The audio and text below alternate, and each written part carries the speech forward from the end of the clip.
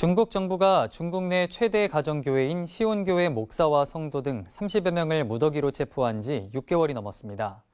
이들 중 상당수는 여전히 풀려나지 못했고 변호사의 도움도 제대로 받지 못한 채 강도 높은 수사를 받고 있습니다.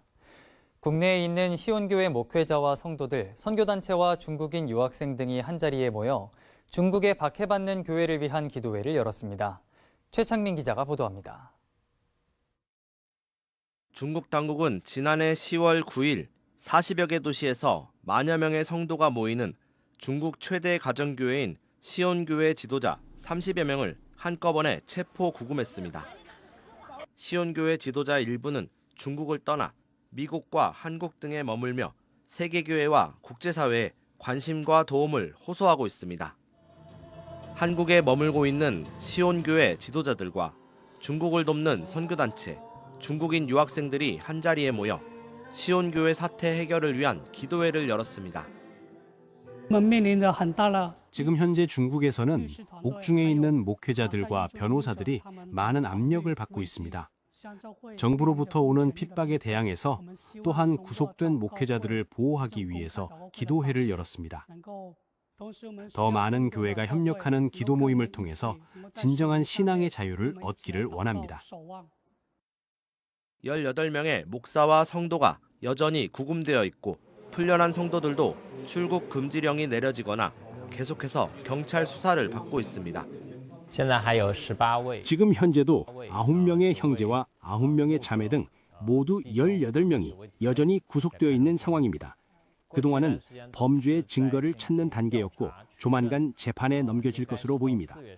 구금된 목회자들도 신문을 당하고 성도들도 계속 경찰에 불려가서 증언을 강요받는 상황이 발생하고 있습니다.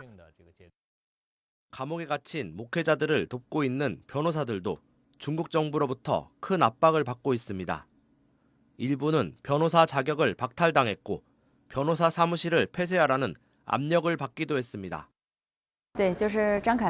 사건 이후 변호를 맡고 있는 변호사들이 변호사 자격을 취소당하고 있습니다. 그리고 중국 정부는 변호사들에게 변호사 사무실 문을 닫으라, 그렇지 않으면 엄한 처벌을 하겠다고 압력을 가하고 있습니다. 이번 사건이 너무 특수해서 변호사들도 예전의 경험으로 판단하기 힘든 상황입니다. 중국 교회가 어려움에 처했다는 소식을 듣고 기도회에 동참한 성도들은 중국 정부가 시온교회에 대한 탄압을 중단하고 종교의 자유를 보장하기를 바랐습니다.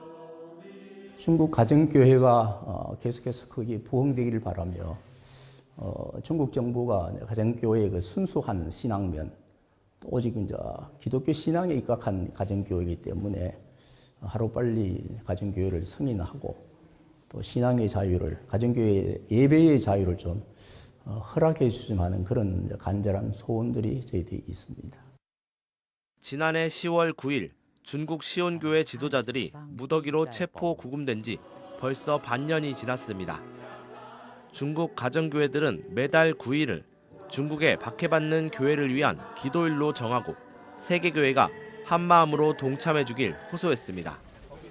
CBS 뉴스 최창민입니다.